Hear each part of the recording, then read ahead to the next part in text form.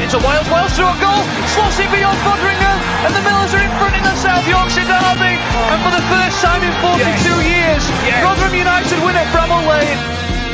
On the edge of the box, Adoffin, he can hit them, and he does. Adoffin! Has scored an absolute screamer for Rotherham United. Rotherham United have secured their championship status for next season. Do me a favour, drop me off in Rotherham. Hello everybody, welcome back to New York Talk. This is the Rotherham United podcast and it's the traditional annual end of season awards show.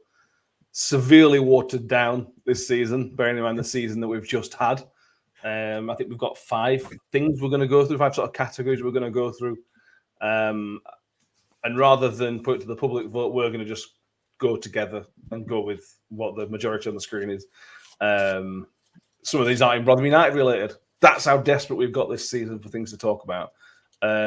We'll go through that in the next hour. Mick's with us first of all. Looking sharp, Mick. Very nice. Thank you very much. I thought I'd make an effort. Yeah, I like it. And Danny, no bow tie, but you got the flat cap, so we'll half let you off. Yeah, I don't own a bow tie, so £8 from Amazon, mate. Like it's cheap, you know. When am I going to attend a black tie event that needs a bow tie actually in person? Well, we do this once a year. So at least once a year. There's at least 3 years. You could have used it already. I mean, to be fair, I might as well just make one out of paper and cut it out. That sum up this season quite well, actually. Paper bow tie. Not only have we got the end of season awards, we are also going to be speaking to Lee McMahon in about half an hour or so. Lee's going to come on and talk about his new single, Lonely Boy, and his concert, his gig coming up on Saturday in Mexborough. We'll come on to all that. Bit of business first. Just want to let everybody know that there is no show on Sunday. We were going to record a show on Wednesday night and put it out Sunday because we're not here. And then Joseph Clark-Harris decided to sign. So we haven't had time to pre-record a show for Sunday. So you were going to have to miss us on that day, I'm afraid. And if you're going Monday morning work trip, we won't be with you there either, I'm afraid. But we'll be back next week. Do we need to cover the Victor stuff first? There's new rumours today of Victor to Stoke. Do you want to cover it? Yeah. Well, I mean, in the last 20 minutes, it seems to have had a bit of traction on social media, doesn't it? I mean, I'd be interested to know if that picture's right, because if that picture is accurate and that has been in the last day or so, he is going to be in one hell of a lot of trouble when he gets back to Sweden, isn't he? He is going to be in some serious trouble.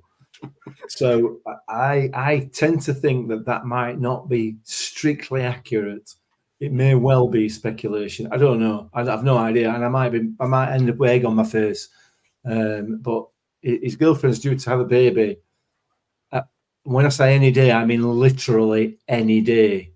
And if he's gone swanning off back to UK, to Stoke of all places, when that happens, I'm not convinced that he's going to be fit to play football next year. Yeah, I mean, physically fit. I think the Stoke rumor is probably true, but I think I'm with Nick on this one really. But I don't know, Danny, anything to add on it? We'll maybe cover it next week when something maybe happened. But just initial thoughts. Yeah, my initial thoughts is it's actually not a good move for him. I don't think Stoke is. I don't think Stoke's the right fit for Victor, because Victor's a calibre above Stoke. I mean, they're one of the richest clubs in the country. Literally one of the richest clubs. Yeah, so the potential is there for that club to be mighty in this division. Yeah, but for the last 5 years, they haven't been. They haven't been kind of players like Victor Johansson, have they? Yeah, I suppose, but they've been at the arse end of the Championship for the vast majority of the last 5 years. And I think Victor can do better. I honestly think he can do. I think it could be at a club that's been around and about the playoffs in that time period and not where Stoke's been. But, you know, they've got a new manager. Maybe they'll turn things around. Maybe they'll just be stuck in the Championship like Blackburn have been for ages. But I don't know. We'll have to see. But I agree with Mick with this one. It feels like after having a look at Victor's social media over the last few days and him being in Sweden and then suddenly nipping back, and then his girlfriend's baby's due not even any day, within the hours. We're under 48 hours now, lads. So it's just on the countdown. Yeah, exactly. I'm on the countdown now, but it just strikes me being a bit odd that he's gone out there to come back to then go out again and risk being in a hell of a lot of trouble. Not even a lot of trouble, missing the birth of his first child. Yeah, so in for himself. He seems a bit. Was the picture taken when he actually arrived at Arlanda over the last week or so? Possibly. Anyway, we don't know is the answer. Speculation. And there's no point speculating too much because something will happen pretty soon. So let's not waste any more time speculating. Instead, let's waste some time by looking back at an absolutely shocking season and trying to give some awards out for it. I don't think we'll do the full hour tonight, lads, but you never know. We'll save the player of the season till the end because it's keep people in suspense. Keep people in suspense. We're going to start from the bottom. We're going to go through the categories, pick something that we all think was good, and then go from there. The first category we're going to go is the bottom one I've sent you to. So best performance by a Rotherham player. This would be an individual performance that you think a Rotherham player was exceptional or just good, to be honest with you. I think I know who's going to win it, to be honest with you. Because, it's Victor Johansson. He's probably going to win it. They make any Victor performances that stand out. There's one for me in particular. But... Come back to me in a minute when I have a think about that. I sent you this at 3:00 in the afternoon. You did. I don't have time to think about it. I have something that's called a job. Most of us do. Kind of takes up some of my time, unfortunately. I mean, you could pick Victor out for just about any game this season, virtually, with the exception of the howl that he dropped for that 30 seconds. So I'm trying to think of one off the top of my head, but none of them spring to mind. To be honest, they will. Go on. Southampton away was just. It was almost as good as the Stoke performance last season. It wasn't quite as good. But we should have lost that game, Danny, probably 6-0, 7-0. But Victor Johansson was just inspired. And that performance alone was enough for him to get a move somewhere else in the Championship. It was just beyond this level, that performance. Yeah, so thanks for getting my pick for me, because there's at least 40 out of Victor's 44 appearances this season where you can say he's been the best Rotherham player on the pitch. Yeah. But yeah, the Southampton one springs back to my mind now because, that was the game where we really felt like we'd scraped a draw and just about scraped it. Because Victor was colossal and Hugo scored a wonder goal. Yeah. The answer is Victor Johansson any day of the week. But that Southampton game, it was just like a cat. It just was every side of the goal every single time. And Southampton scored early doors, didn't they? Within the first 3 minutes or so. But after that, I don't know what words Victor said to himself, but after that, it was just a brick wall. You just couldn't get past him. Yeah. And it's just a shame that game wasn't a clean sheet for him, because if it was, it would have been hands down one of the best results of the season, I think. But in terms of player performance to result ratio, but yeah, I'll agree with you on that one, Matt. Southampton away for Victor. That was just quintessential Victor. That's what it was. Yeah, it were. I mean, it were those performances, Mick, that the season was still relatively young, and you're sort of thinking about, we've not earned this win. Victor's won it. Victor's got us the draw, sorry. But there's something in this season for us. You've got this guy performing like this, and we've hung him for a result away at Southampton, which not many people get points away at Southampton. No. It just made you feel a bit more positive about the season. It didn't last very long, but it felt like there was something there after that result. Cause it'd been a bit bad before that, to be honest. But yeah, I mean, it did, and there were some flashes within once Matt Taylor had changed the formation. There were some flashes that we could even get something out of the game. There were some flashes of decent play throughout the game, but had it not been for Victor, we wouldn't have been in it by any stretch of the imagination. because the first 20 minutes they absolutely battered us until we changed it around a little bit. So yeah, at that point, you felt, well, we're away at Southampton. We managed to scrape a 1-1 draw. Maybe we can kick on from here, and obviously we didn't. But yeah, it was an absolutely outstanding performance that game. Johnny says he wasn't in his seat when Southampton scored. Cheryl Stone says, yeah, they missed it. But the two lads who did their podcast were very funny. Yes, we enjoyed that. Yeah. Any other moments? I mean, Tyler Blackett, I thought was very good against Bristol City. I know he ended up getting injured, but he scored the goal and was had a very, very good performance. I'm trying to think of it. Adolphin's had a good season, a decent season, but I can't think of a game where you go, bloody hell, he's had a great game, if that makes sense. He's been quite good. I don't think there's been any particular standout performances from Hakeem Adolphin. He's just been consistent. Him and Victor, realistically, are arguably the only two players with any sort of consistency this season. And if that's the case, you end up where we ended up. So, shame. Anything else, Danny? Anybody else that deserves a bit of credit? Yeah, obviously. I mean, to be fair, the only game we can really highlight as one where Rotherham actually played consistently well was the Cardiff game at the end of the season. Yeah, Eve. And I would say Rathbone had one of his standout performances against Cardiff, but then that performance against Cardiff was what we expected of Rathbone anyway, and he was below that for the vast majority of the season. So I wouldn't necessarily say it was a standout performance from Ollie. It was just him back to his best, which made it appear to be a standout performance for him. But you could say that about Tom Eaves as well, Sam Nombe, even Hugill, after he decided to fall down a few times and then actually start playing football.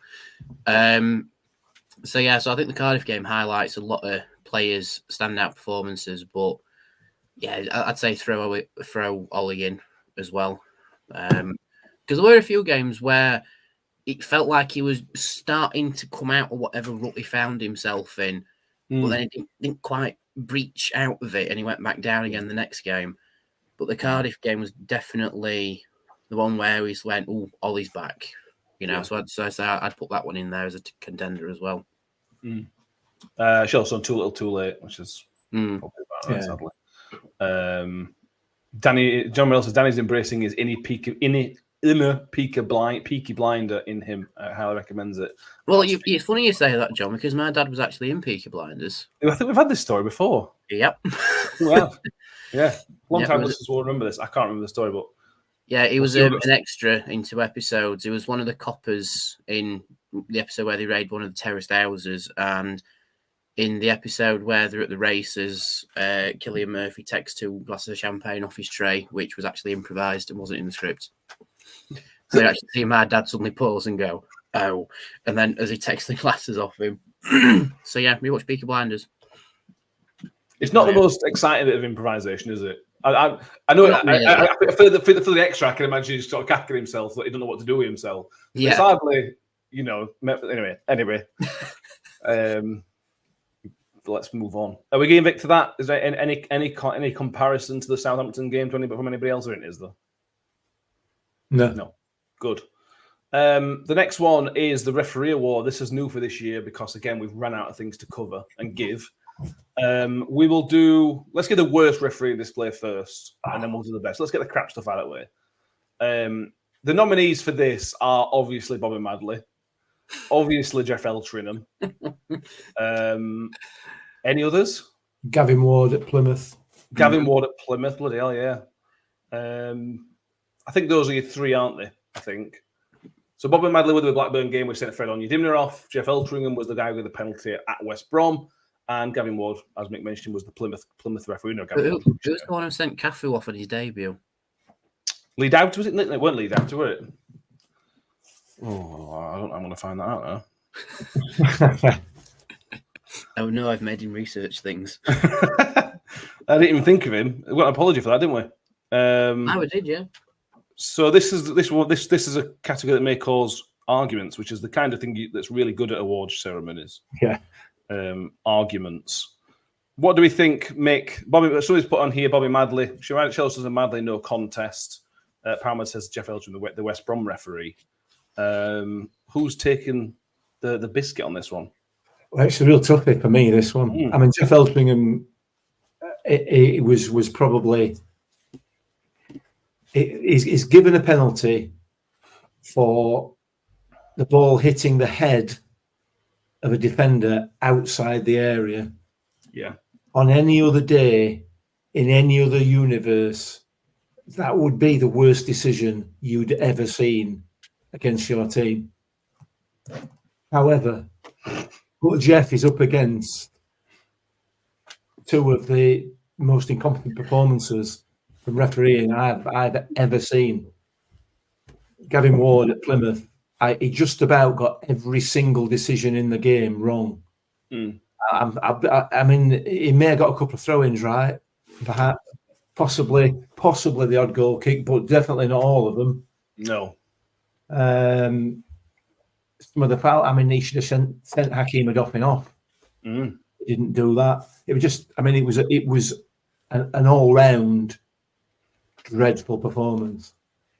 And then you go on to Bobby Madley's performance against Blackburn, and I still find myself thinking about that now and thinking, how on earth did that game happen? And for me, that game was quite pivotal to our season for me, because that was probably, arguably, certainly in my head, the way I recollect it, the start of the downfall of our season.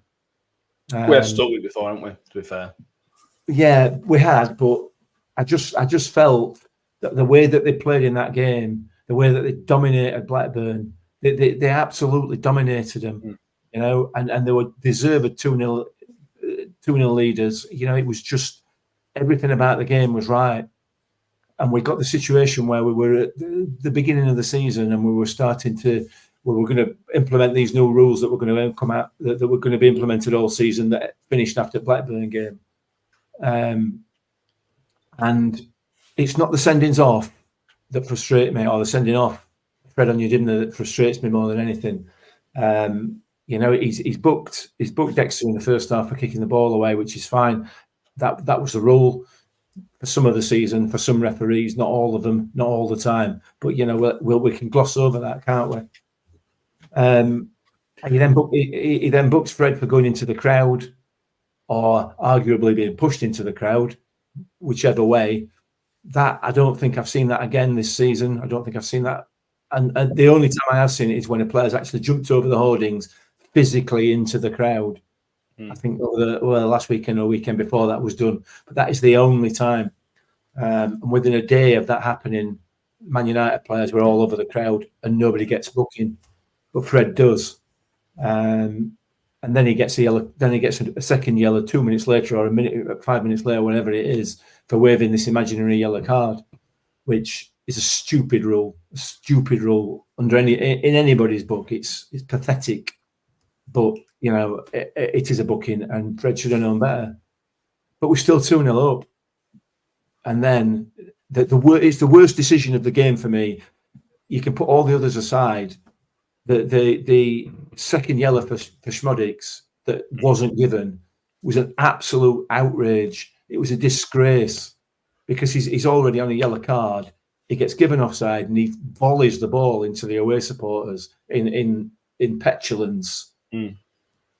Exactly what Dexter had been booked for in the first half, and he doesn't get the card. He then goes on to score 2 goals against 10 men, and that part of it, for me, just absolutely took the life out of me. It really, really did. And so for me, Bobby Madley gets it. Absolutely 100% gets the worst refereeing performance of the season, because that was just awful. What he did to us that day was, it's inexcusable. It really is, because he was just so consistently bad. But not bad for both teams. Yeah, and it was horrific, and we didn't even get an apology for that one. No, I don't think we did. No, we didn't. Honourable mentions to Simon Hooper, who disallowed the goal against Leicester, Yes. and the other Madley for the Jordan Bamford. It makes even got me to in here for God's sake. Patrick Bamford for the goal. Is it like a family gene that they're just absolute doggers at being referees? Basically, I mean, he's got a final fair to Andy Madley, so he's got a beard though, so it makes him look well. That's not. Yeah, so that narrows it down. Really, is the 1 second of poor decision from Jeff Eldringham worse than 15 minutes of real madness from Bobby Madley, or is Gavin Ward being rubbish for 90 minutes worse? Which one of those length of time makes it the worst refereeing performance? Well, I think based on the wording of the question, which is the worst refereeing display, I would argue it's Bobby Madley, because that display of those 15 minutes is the worst refereeing we've seen at a football match ever. I went to an under-14s match with my girlfriend, and the refereeing was better than Bobby Madley in them 15 minutes. The West Brom is the worst refereeing decision, I think. Yes. And Gavin Ward is the worst refereeing performance, but Bobby Madley's display was shocking. And the ironic thing is, he came to Roundwood to talk to the players whilst Paul Warne was manager about the new things that were coming in into play and how to be respectful to referees and why this, that, and other happens. And then he has an absolute honker the next time he comes and referees us at home. It's like, did we not give him a courtesy cup of tea or something when he got to Roundwood and he got his own back? I don't know. But for me, it's Bobby Madley, hands down. And I think if we'd been doing the podcast for the last 10 years or so, I think he'd have won 9 out of the 10 years. I don't know. Because he's got Gavin Ward and Keith Stroud to contend with, and true. Keith's not been too bad for us this season, which I can't believe I'm saying, but in comparison to, it's a low bar. Yeah. John Morell says, is Jordan Bamford is he the non-cheating decent footballer out of the two? Yes, Jordan Bamford used to when I used to coach a local kids team. Jordan Bamford used to play for us. That's why I put it in my head, Jordan. And he was a lovely kid and a nice footballer, a good footballer, not a cheat in any way. But Jordan is a lad I've got in my head, and I apologise, Jordan, if you're watching, because I know it's not you. Chelsea Trevor Kettle would make the 10-year list. He would. Yeah. Paramad's given us £1.99. Thank you very much, Paramad. I can't argue with that 50 minutes is one of the worst 50 minutes of refereeing. The only thing is the rest of the 75 minutes was really good from Bobby Madley. He had a really, really good game, but that was 15 minutes he just lost his head, which kind of sums up him as a referee, to be honest with you. Is this where the EFL got their statistic of they got 85% of decisions right? Did they base it just on Bobby Madley's game against us? Yeah, he must have done. 15% were all the games that we played. Yeah. So congratulations, Bobby. The worst referee we've had this season. Well done. Tweet about that. See how I feel. Let us know how you feel about beating, mate. That takes some beating because we have had some howlers. What just best referee in the post. Say again, mate. Wooden spoons in the post. We can send something else if you want. Thanks so much. Best referee performance of the season. Odd one with Mick here. This one. But again, I'll narrow it down to 3 that I can think of. Sonny St. Gill we had was excellent. I think for me, he was my favourite. I thought there's been others. Rebecca Welsh was excellent at Hull. Again, I think we made it quite easy for her. And also, and I don't like saying this, and I be careful because I'm sick of your mouth while I say it. I think Keith Stroud deserves a mention as well, just for that game against Birmingham, for the stoppage in the play with a medical emergency. That was brilliant. The way he stopped the game and did everything else. Harry said here, my pick for the best ref for him would be Keith Stroud, which we captured at Birmingham. Yeah, Keith Stroud deserves all the praise in the world for that. Again, a split-second decision for that split-second thing. And he didn't have a bad game outside of that either against Birmingham. He had quite a quiet game. When Keith Stroud's quiet, that's generally a good thing, I think. Also, he gave us a penalty against Ipswich. Yeah. So, I mean, it was wrong. He shouldn't have given us a penalty, but he did. So, yeah, those are my 3 picks. I think, can you always think of anybody else that kind of stood out positive? No. Ironically, the game after the following game, which was a Cardiff game, we had another what people thought was another medical emergency, another collapse in almost the same place, and the referee had to be told by the players to stop the game because he wasn't having any of it, was he? But there you go. No, I think you're right. Sonny Singh-Gill was absolutely outstanding that game, and it's really weird because he stood out. You know, you realised he was there, you knew he was there, but he stood out as being authoritative. Knew what he was doing. He knew the game. He knew the laws. He implemented them consistently for both sides. I thought he was outstanding that game. Best referee for me by a country mile that I can remember. Probably the times we've been in Championship. Thought he was outstanding. He took no crap, did he? He stood up to the players without being arrogant. He didn't seem arrogant. He might have been. He might have been to the players. Obviously, we only see it from a distance. But yeah, he was excellent on that game. I funny enough seen other people see his games after that and say he's awful, which is funny. Which just makes it funny for me. Danny, any one of those three, or any other things that stand out? I hate to admit it, but yeah, Keith Stroud's in the Birmingham game. Like you say, Matt, it was a split-second decision, and he handled it perfectly. I know we've had a few apologies off the PGMOL this season, but I think we should have sent a letter of commendation for that display. So yeah, I would say Stroud is my pick out of those three because it's just that split-second decision and how he handled the aftermath. You know, getting the players off, making sure everyone had access to everything they needed, and then restarting the game as and when needed. And he just handled it very, very professionally.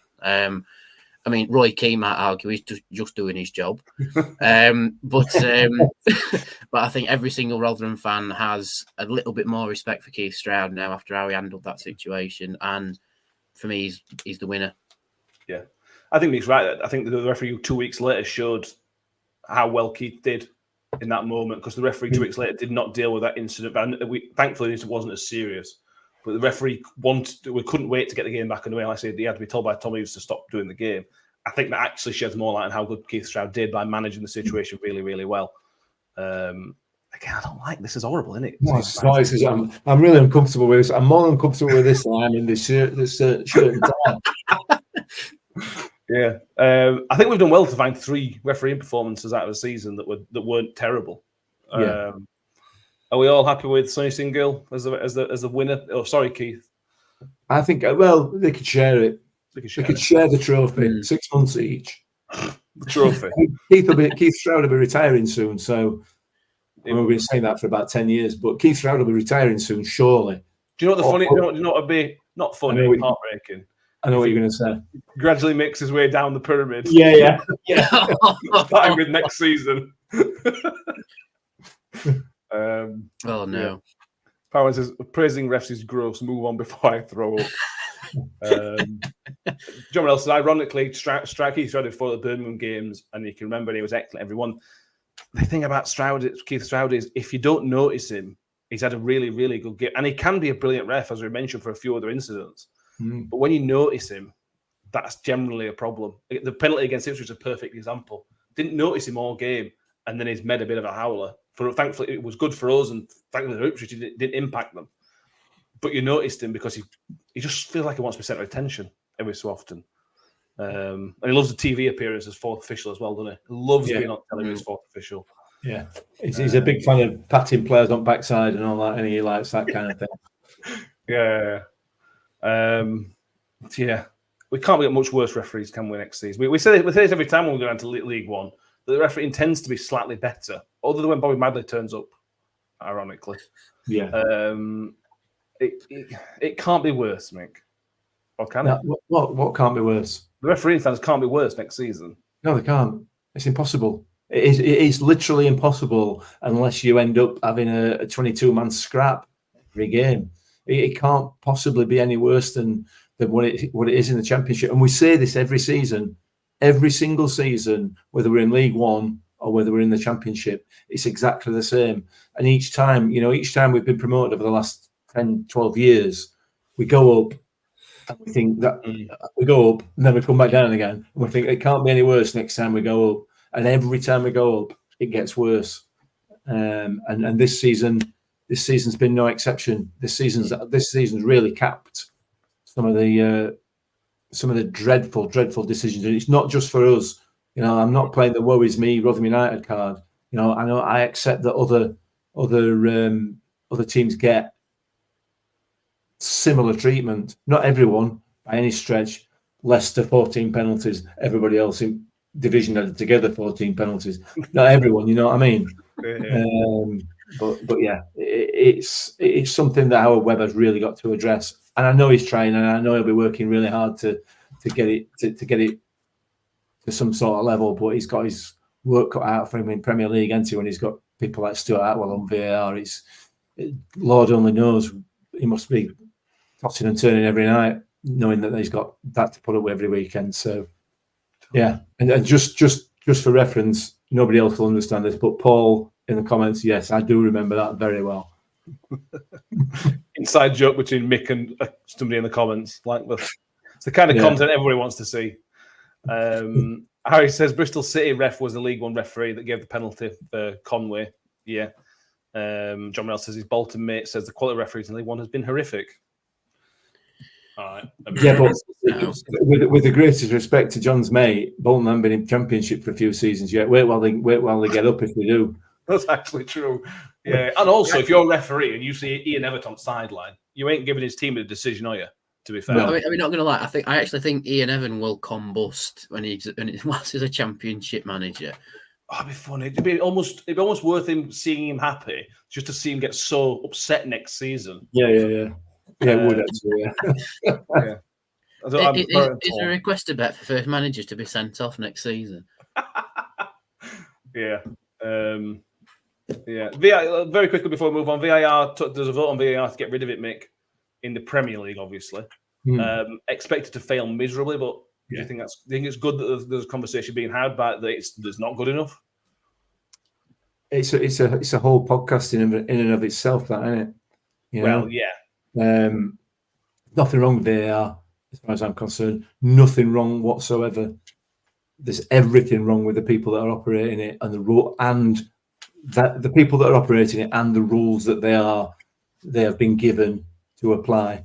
That is the issue with VAR.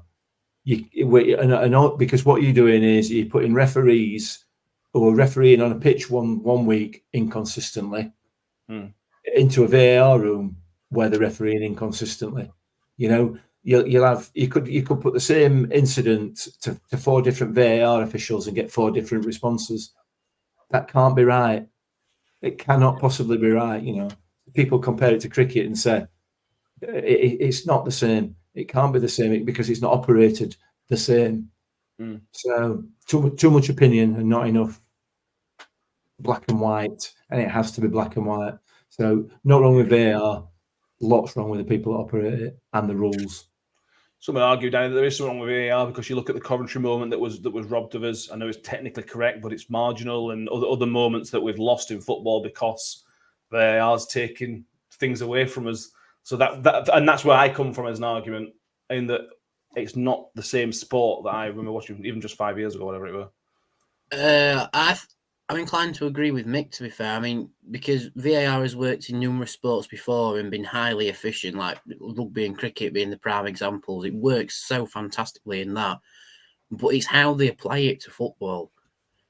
In my opinion, they don't apply it correctly because, like with the Coventry example, by the letter of the law, he was offside. Yeah. But the margin of scrutiny is so minute now that a computer's involved. It almost calls for a change of the offside rule to better suit, what is offside and what isn't, because the offside rules as it stands doesn't factor in computers. It factors in the human eye registering something and going, "Oh, I think he's offside," and the lino giving the decision. But with computers, the margin of scrutiny comes down to the pixel, and by letter of the law, he is offside. But the football we're used to, the human eye can't see that. The human eye will say, "Oh, he's in line," but because the computer's involved, it reduces it so much, and that's why I think it's applied wrong. So, for me, if they want to keep VAR, they have to tweak how they apply different things. For example, the Arsene Wenger offside rule suggestion. Oh, get it also. This is another podcast. No. Yeah, it's another podcast, but I'm just saying, if you keep VAR, you have to tweak how you do it, because in my opinion, football isn't engineered for computer scrutiny with decisions, because a lot of the rules in football are left to the opinion of the official. Human error. Yeah, exactly. Football is human error, but because cricket and rugby are very much set piece sports, if you like, they sort of accommodate it more, but football doesn't. We'll be doing Euros in summer. I'm sure we'll have some VAR chat about that. We will. A few people. Joshelle said if you can't draw a line, if you have to draw lines on a pitch, it's not clear and obvious. Palmer says I have to agree with Mick. Sadly, you can have the best tech in the world, but in the hands of idiots, it's junk. John Morrell says they can't even draw a line straight. Get it in the bin. I'm with John. Get it in the bin. Let's just go back. You can't accept human error when technology involved. There shouldn't be human error when technology involved, but there is. So that's why it doesn't make sense. That's why it doesn't work for me. Thankfully, we're in League One. It's irrelevant. So yeah, let's move on. Break from the awards ceremony. We are now going to speak to Lee from LPMC. How are you doing, Lee? Hi, you all right, lads? You all right? Mate. Clocks are all in your like dinner jackets and that. So I ran upstairs and got my best gear out, and I've looked at myself like I'm going fishing. You and Daniel come with flat caps on. Me and Mick are topping bow tie. It's a long way down. It works. Let's get the Rotherham stuff out of the way, the boring stuff out of the way. Just give us your thoughts on the season and disaster. Well, yeah, I mean, it's been massively disappointing, hasn't it? I mean, I thought that we would struggle, and I kind of said that when I last on, I think at the beginning of the season. However, I did think there'd be 3 teams that would be worse than us. So I was massively wrong with that, weren't I? But I don't know. I just think that there's been no stability at all this season. I was encouraged when Liam Richardson took the job because I thought he'd done decent stuff at Wigan, and I'd actually met him a couple of times, and I was impressed by the way that he spoke about the game and stuff like that. So yeah, it was disappointing that didn't work out, but I think it was quite obvious early on that it was a bit of a landslide, weren't it? So here we go again. We Steve. Yeah. Let's talk about some more interesting stuff. Your music, Lee. Let's talk about your new single, "Lonely Boy," that was coming out last week. I really like it. Talk to me about the single itself and let everybody know about the single and also where they can find it as well. Yeah. So the single was out last Friday.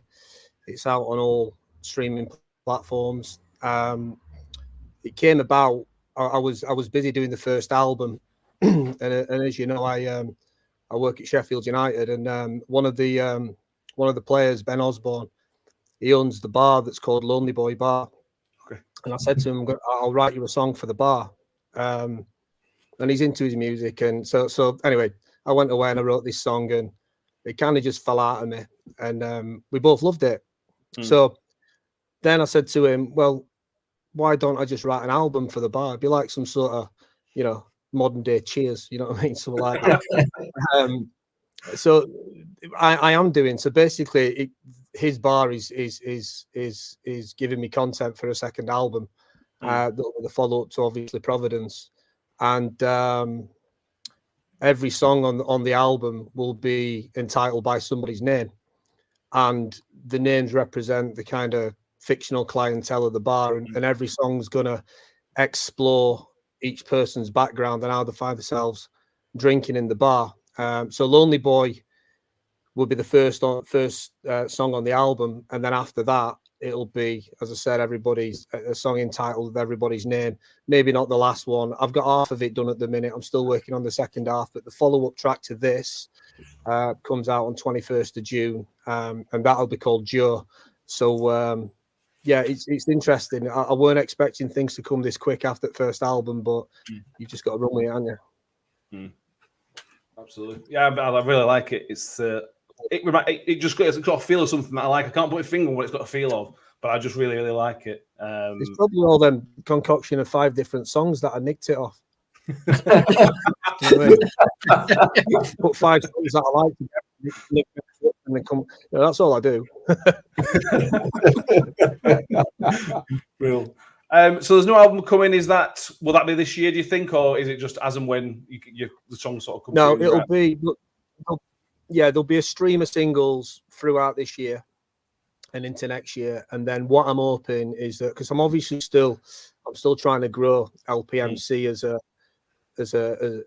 myself as an artist and as a brand, and it's hard work, this kind of DIY musician stuff. There's obviously another band in town that can testify to that, isn't there? So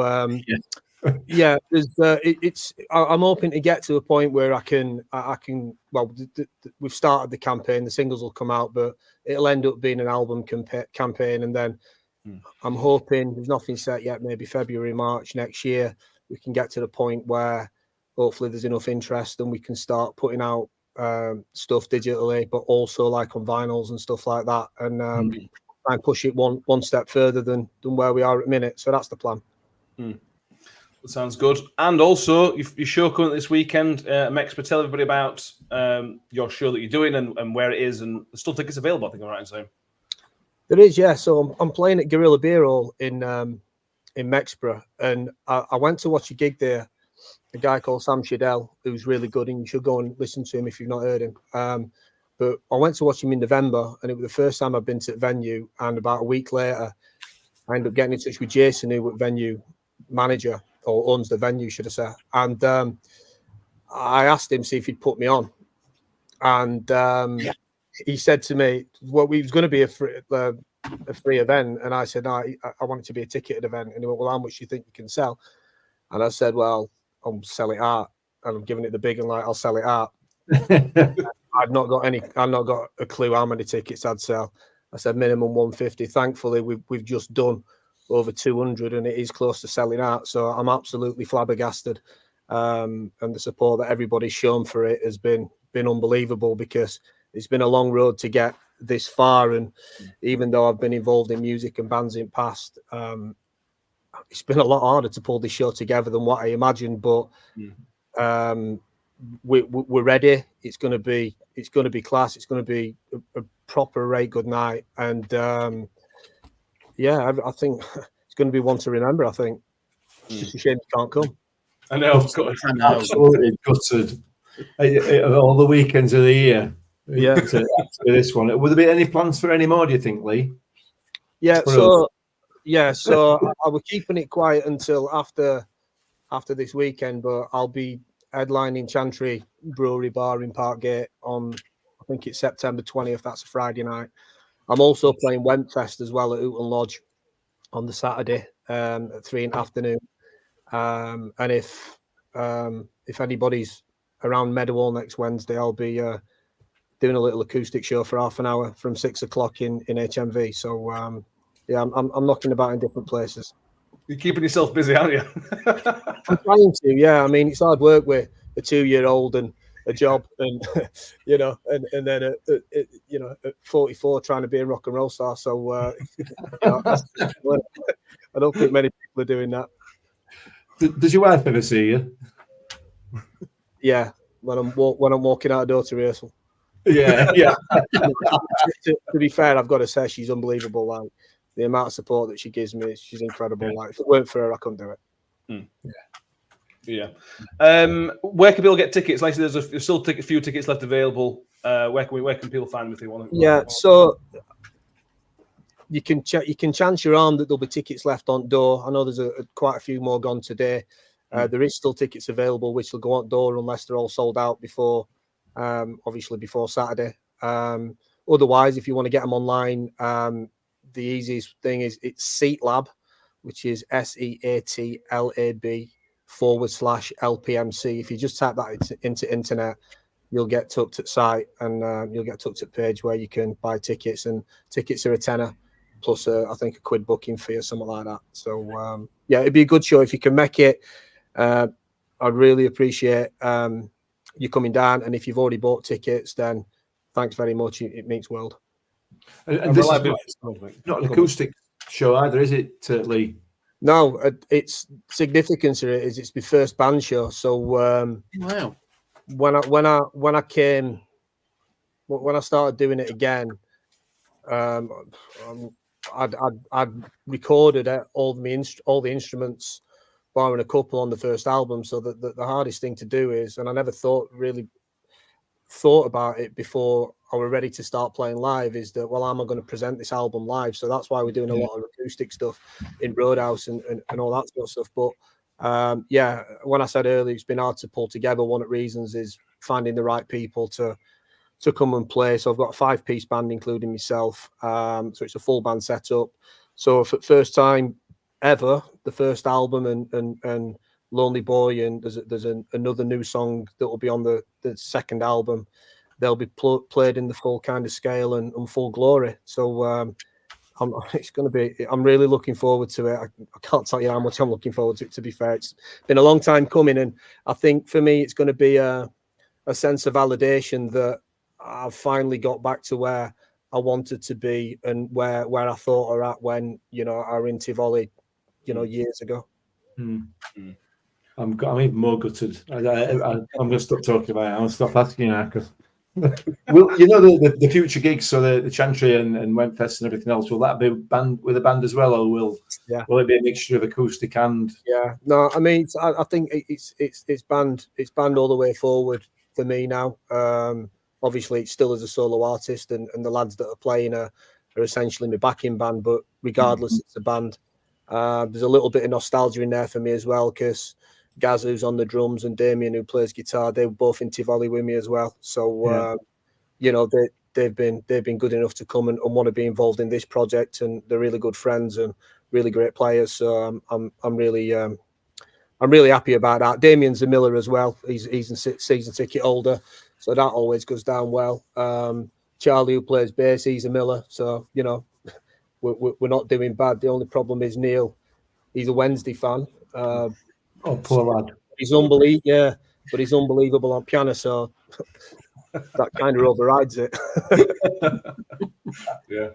I didn't realise he were a Wednesday fan. I've seen him a couple of times. I didn't realise that. I know, and I've seen you check his hand, and I wanted to tell you, but I wanted. Thanks for that. I'm just going to wash my hands. I'll let me a minute. Thank you very much, Lee. I'm sure we'll speak to you again when the single like that in June. We'll probably speak to you again then. I hope everything goes amazing on Saturday. We'll tweet out. Good for follow LPMC Music on X as well, because you'll find everything there and on the website. In fact, I've got a thing here to put on the bottom of the screen. There we go. LPMCmusic.com as well. Go on there, and I think they'll find everything on there. Won't they as well? I think, Lee. Yeah, everything's there, and like always, lads, I just want to thank you for your continuous support in what I'm trying to do. It's very much appreciated, and to anybody who's watching, if you've been listening and streaming, or if you bought a ticket, thanks a lot. It really does mean a hell of a lot to me, because it just kind of validates that I'm doing something right. Amongst, I do get a lot of self-doubt with these things, with being the age that I am and the time of life that I am. It's so thank you very much. Pleasure, Lee. Thank you very much. We'll speak to you again. So good luck. Upside goes amazing for you, mate. Thank you. Thanks very much. Have a good trip, lads. Cheers, Lee. Cheers, Lee. Take care. Bye-bye. So go buy tickets, everybody, because Lee's great. Yeah, I really like that new single, by the way. I really like Lonely Boy. Yeah, get it sold out. That album is Providence is a fantastic album. It really, really is a fantastic album. So yeah, get it downloaded. Now back to the boring stuff. Two more categories to go through. We're going to now do opposition performance of the season. Now we've had some really good winners of this in the past. I remember Wes Houlihan winning it a couple of years ago. I say really, I forgot who else won it. But we've had some really good performances against us. This season it's been more difficult because we've been so rubbish. It's really, really difficult, Danny, to kind of judge the opposition. We were in League One. Rotherham were one of the best teams in the league, and Wes Houlihan, for example, came in and just was sensational. It was easy to see that he was a very, very good player. This season, Elias Sims got a hat-trick, but it didn't. Did he play well? I don't know. I mean, it didn't come across like he played well. It just came across as him, just having an average game, and it was against us. Victor dropped one at his feet, to be fair. Yeah. But I'd like to throw Philogene into the running at Hull. I don't think you're going to count his goal as a reason. No. I'll accept. I think he's had a really good season, but the away performance against us sort of stands out as a bit of a, he just seemed to be all over us the whole time. Yeah. And he's an up and coming young player who is, in my opinion, above Hull's ranking. God, yeah. And he'll be a real asset in the Premier League at some point. But yeah, for me, he has to be in with a shout at least, because he's one of the best young players in the EFL at the minute and destined for a lot better things, I think. I thought Philogene was excellent. I thought it was one of those players that was just non-stop. I couldn't imagine being a left back trying to play up against him, Mick. Oh, God, he's terrifying. He's got everything. He's quick. He's strong. He's got that skill. I know the shot was going wide, but he's got the skill to do that. And I think he scored in the reverse fixture at their place as well. I can see why he's so high.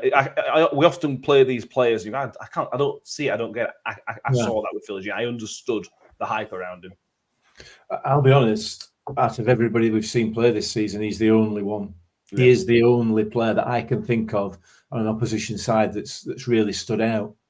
You can forget all the other big names that are in these teams, and they've all been there. But he was the one. I'm with Danny 100% on this. He was by far and away the standout opposition player for me this season. No question about it. I genuinely can't think of anybody else. No, who stood out. I think Sims goes. Well, if we did it most improved from one game to the other, because when Coventry played at New York Stadium, it looked like he'd won a prize to play up front for Coventry. Yeah, he did. Yeah. Whereas at their place, he scored a hat trick, and there was at least one of the finish was a very, very good finish. Yeah. So he wins most improved player. Yeah. Should be a bit of a Tim Potter. I think the vibe I got off Philogene, like every team's got like the star performer, haven't they? The one that gets all the plaudits off the pundits. But when they played us, it sort of felt like their game was, it's only Rotherham, I'll have a good game anyway. Yeah, he wasn't. No, Philogene wasn't. Philogene was effectively himself in both fixtures. And like we say, coming up against him as a left back, I felt sorry for whoever was deployed on that side, because it was like you have to deal with him. So I think Philogene was more consistent in both fixtures and against other teams as well. Whereas I'd say Sims stepped up when he needed to. I'd say he stepped up more in the FA Cup for Coventry more than anything. Yeah. And I think the howler from Victor sort of woke Sims up a little bit, like, I could get a few here, and that's why he sort of appeared in the Coventry game at their place. But no, Philogene's going to be an absolutely unreal player. Yeah, he is. I thought Somerville was very good at New York for the first half. He obviously scored that goal where he cut inside, which was a really, really good finish. He was a threat. He was a threat for 45 minutes, though, out of probably both games. I know he scored. I think he won the penalty at Ellen Road. But he hit that first 45 minutes is almost unplayable. So I think he deserves a bit of a mention. I mean, he's one player a year, I think, didn't he? So I don't need too much of a mention. Philogene, he'll go to play for England probably, to be honest with you. And when we say in a few years' time that we've had some great players win this award and we forget who they are, Philogene is an example of one that he's excellent. Yeah, I think Jack. I could say Jack Grealish won, but we don't think we do a podcast when Jack Grealish had that performance against us for Villa. Did we? That way. No, I think so. He'd have won though. He'd have won that one. Final award of the season and the episode is Player of the Season, except Victor. We've got goal of the season as well to go, Matt. We've got goal of the season. Yeah. I'll do goal of the season because I thought we'd do a short episode tonight, and my wife's going to kill me. We'll quickly do goal of the season. I think we're all unanimous. It was Klukas for the Sunderland goal. What does that fly thing that's just flown past your head, Mick? Yeah, it's a moth somewhere that's come from. But yeah, I mean, it was a fantastic goal, fantastic strike, pure technique, weren't it? But does Nombe's goal against Cardiff sneak in there? I don't know. Probably not. Probably not. It's probably just Clucas, but the goal of Nombes was outstanding in that Cardiff game. So it's a choice for me. For me, the Nombe one, the difference is the Clucas one was unstoppable. Any keeper, because of the technique and how it happens, I think no keeper stops that. I think the Nombe one's a wonderful hit, but I think a really, really good goalkeeper probably stops that. Because I don't think it was massively in the corner. It was powerful, and it was everything else, but it maybe I think Victor probably saves that. I know that's quite a high bar, but I don't know. Danny? I would say there's a few more contenders. I mean, don't get me wrong, Lucas's goal is absolutely phenomenal. The technique to hit it first time, and it's got backspin on it and the lot. Like you said, no one's saving it. But there's been some goals this season that I think have been quite high up there. Like there's Lembekisa's earlier in the season, which was his first goal. Like that's a hell of a way to score your first goal in senior football. And he did it again did he end up going to Hearts? Was it Hearts? Yeah. He ended up doing a very similar goal as well. The Shugul's goal away at Southampton. That was instinct, that though. Yeah, that was pure pure instinct, that one. And then there's Nombe's one, like we said, against Cardiff. And I think for the sheer audacity of it, Cafu's penalty against Ipswich. We can't be seen to be giving Cafu an award. Well, like I say, it's purely for the sheer audacity of it. But overall, I think it's a toss-up between if we're doing players who were still with us at the end of the season, it's between Clucas, Nombe, and Hugo. They're my three. Yeah, I know what you're saying. I'll go Clucas. Clucas purely down to the technique of it. Like he's caught it so well, and so some goals are just aesthetically wonderful, and that was it. It just, if you're a football fan, you've watched football all your life, you just watch that and go, oh, that's a good goal, no matter what it is. It's a beautiful thing, isn't it? That full on the volley from edge of box.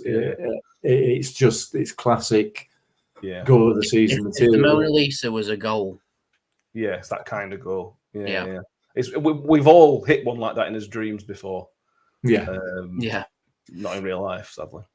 That's the sort of goal that if you hit it on the school playing fields at lunchtime, like there's just pure it's a 50-person pile on. Yeah, I agree. Right, player of the season other than Victor. Victor, probably not watching, but if you're watching, Victor, you've won all the awards that we could possibly give you. If we could think of any more awards to give you, you'd have won them.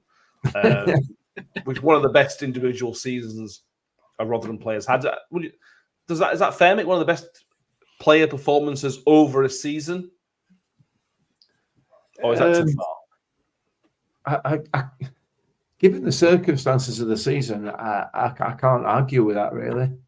He's had so little support in front of him that to still perform to the level that he's performed is remarkable. And we're having a discussion here, and I'm sure that the club, when they did their end of the season awards and the players and all that, they're all having a discussion about a goalkeeper, giving a goalkeeper an award who's conceded however many goals this season, a horrific number of goals, one of which I think was his fault.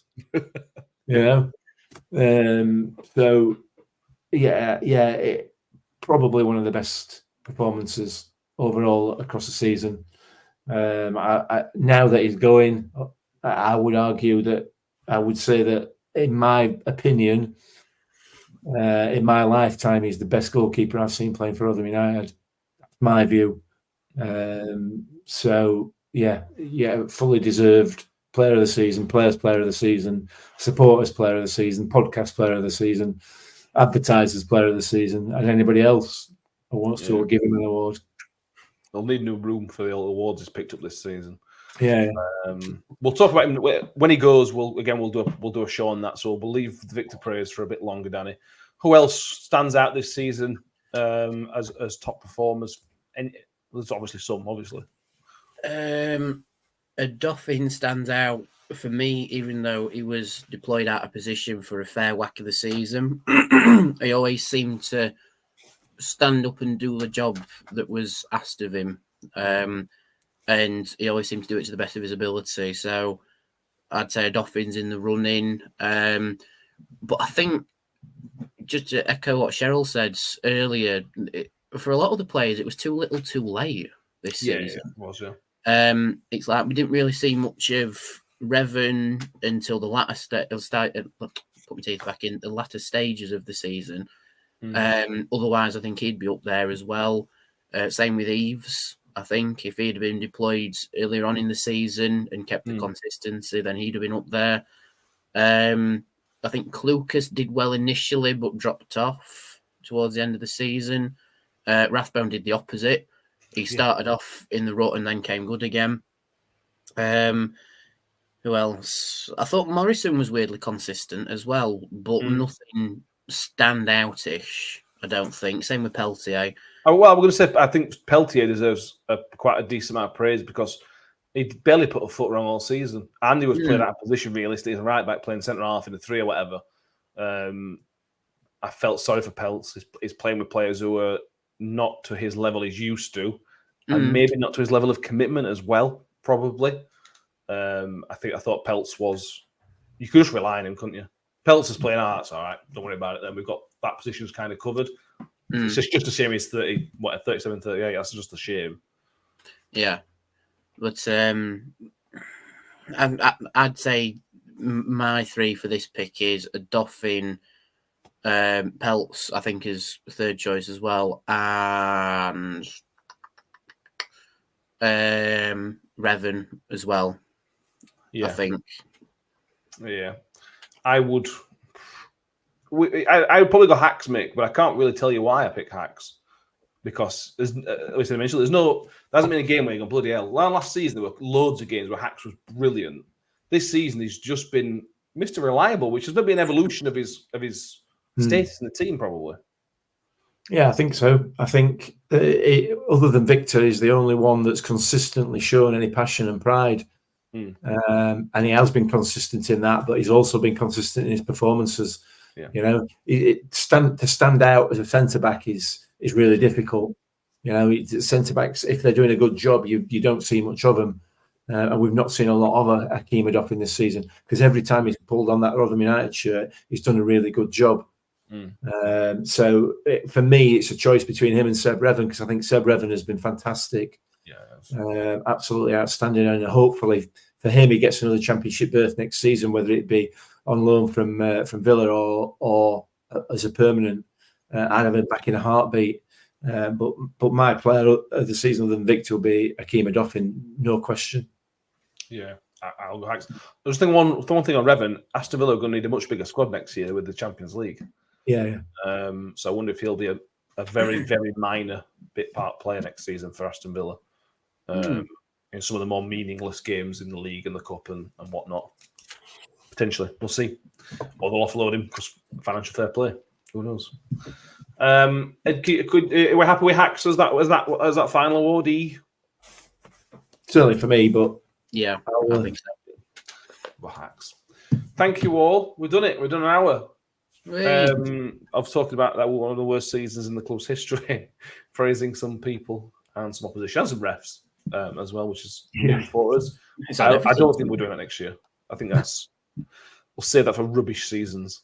Anything else you want to mention very quickly because we've gone over an hour? No. Nope. Don't forget, we're not here on Sunday. Not here on Sunday. Blame Johnson Clark Harris because if he hadn't signed, we would have had an episode Sunday. But there ain't enough time. But there will be another episode at some point later on next week or the week after in lieu of that. If that makes sense. You'll see what we mean. You'll see. If you're around Rotherham on Saturday, make sure you check out Leon and the Wentworth Beer Hall, Mexborough Beer Hall, Gorilla Bar. Yeah. Gorilla Beer Hall. Yeah, I butchered that. Sorry. Just go to LPMC. You'll find it all. I can't. It's not working. The word's not working properly. Though, so that we also should say, I've been reliably informed the beer there is brilliant. I haven't been myself, but I've been reliably informed that it's very, very good beer. So do check that out. Shelley says, would you guys get a nosebleed if you go over an hour? Not naturally, but I can think of somebody who might give me a nosebleed if I stay on too long. Sometimes. But yeah, not enough to talk about. We'll probably be back next Thursday because Steve Evans has been talking to more people than he's got fingers, as he said on the interview today. Oh, wow! So we'll find out. Hopefully, we're back. We'll probably back Thursday to cover some stuff. Yeah, we're back Thursday. If not before, if we get a couple of signs, you might see us before then. But at latest, we'll be back on Thursday night. So please do subscribe if you're on YouTube, watching YouTube. Please do subscribe. I was hoping we can go and watch Leeds fall apart, but they're doing quite well. Sadly, Danny's gone. Danny's had enough. Thanks, Danny. So thank you all. Subscribe on iTunes, Spotify, YouTube. Make sure you follow us on Twitter, on X, and Facebook, and everywhere else. It's probably the last time we'll talk about the season just gone. So thank God that season's over. Yes. Thank you, Mick. It's been something else. You can take your bow tie off now. Oh, thanks. Yeah. I don't know how to unfasten it, mate. I need my wife to help me. I can't do mine either. Anyway, everybody, we'll see you all next time. And as always, up the Millers. Up the Millers. Slides into Wales through a goal, slots it beyond Foderingham, and the Millers are in front in the South Yorkshire derby. And for the first time in 42 years, Rotherham United win at Bramall Lane. On the edge of the box, the Dauphin, he can hit them, and he does. The Dauphin has scored an absolute screamer for Rotherham United. Rotherham United have secured their championship status for next season.